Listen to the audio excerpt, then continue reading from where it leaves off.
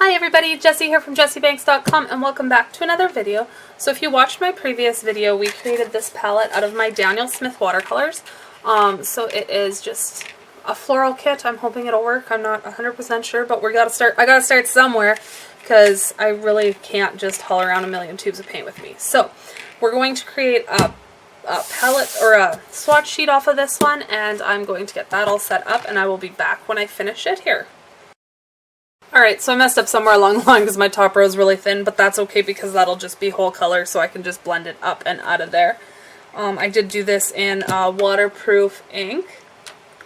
So that's that. And now we're going to begin. So what I'm going to do to start is just get me some clean water here. So I have 2 tubs of water, a dirty and a clean, a small brush and a rag. And we are going to start just by putting, so this whole middle row here is going to be white.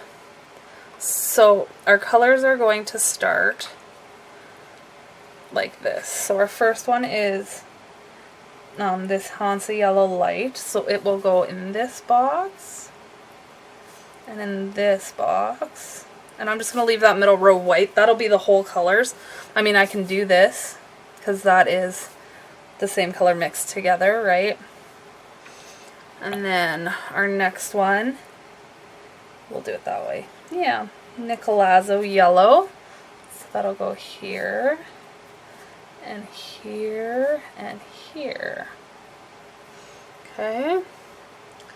Then we have New Gamboge. This is the single pigment, 150 PY 153. From Winsor and Newton. So this is the one color that is not, oh crap, see, I'm screwing up already. Let's just lift that out of there as best as we can because I'm messing it up already. I have to remember to go at that angle, right? So we'll get there. I'll figure it out by the end of this after we muck it up a bunch of times. So I'm just going to fill out all of my pure ones and then I'll be back when we start mixing them. Alright, so I have all of our whole colors here done. So these are just the pigments directly out of their spot on the palette. I don't have the whole palette in here, but I can turn it this way, I guess. Maybe get it to fit. Hang on here. Move a couple things around. There. Okay, so I'm going to start by mixing these together, and so the way this is going to work is like this color and then so on and so forth. So I'm going to do all of the yellow first down and then carry on from there. So I'm going to put you guys on fast forward for this. I will voice it over, of course, because I don't like listening to music, so I want to make you guys listen to music. But let's get this show on the road. Alright, let's start by clarifying. I love music. I have music going all the time. It actually pains me to mute it or mute noise in the background when I'm doing voiceovers. But I don't like listening to royalty-free music for 10 minutes or whatever it is. So we're going through and I'm doing all of the color mixing. So whatever color is along the top line is the strongest color in the mix. So I'm using the most of that and just adding a little bit of the other. Now I do understand that this does not give me a full range of the spectrum of colors that can be made, like say with French Ultramarine and Hansa Yellow Light.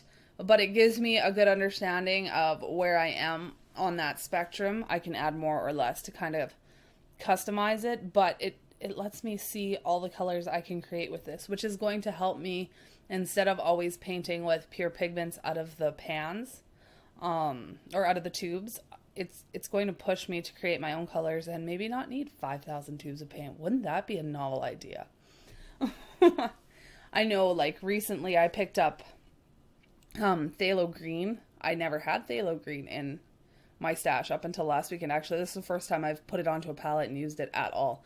And that's simply because I don't like the color fresh out of the tube. But in doing my research and things, it's definitely a pretty necessary color for color mixing, and that's kind of what I'm leaning towards trying to get into now. So that's why you see it on the palette here.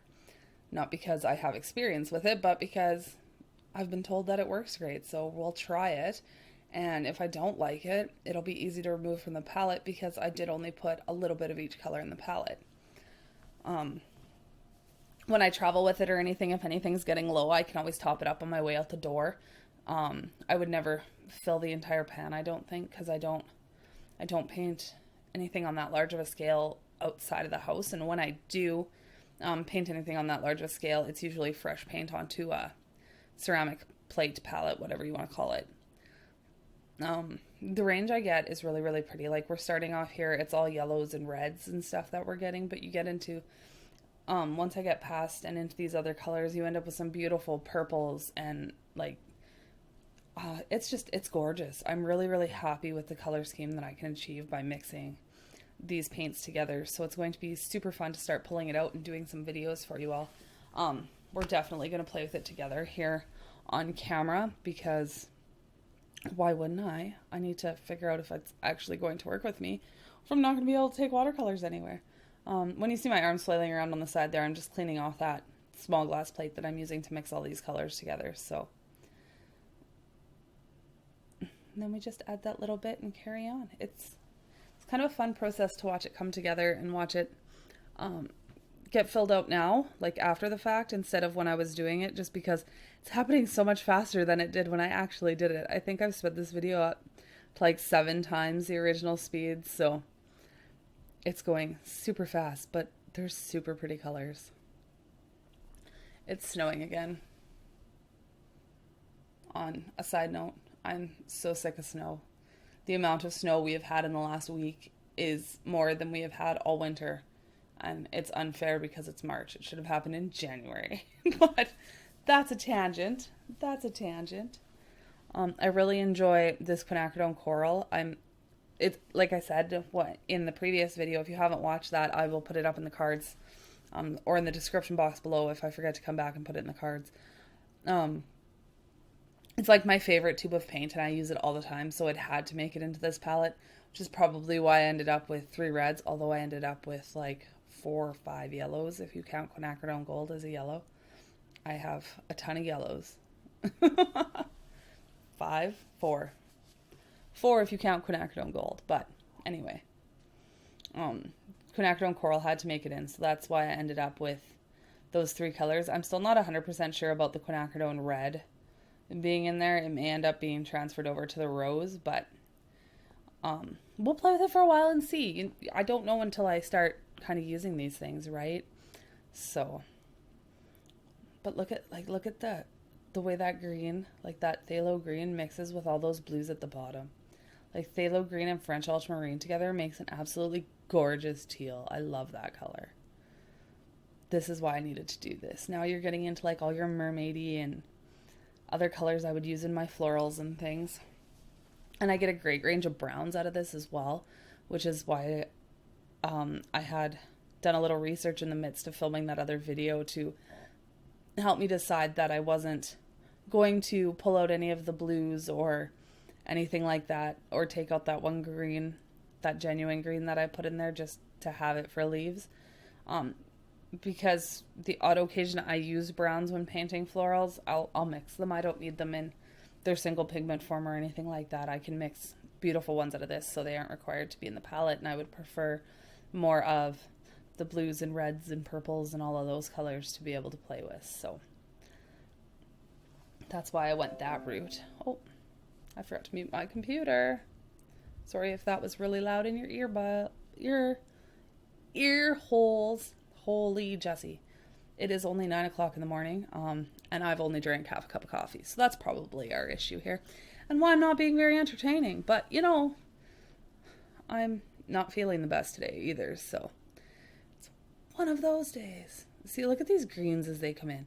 I'm watching it on like a little tiny screen doing the voiceover on my computer, but if you guys are watching it on YouTube and you can blow this up and see like these colors they're gorgeous. These colors are so pretty. So pretty. I love it. Now we're getting down to the last 2 rows here.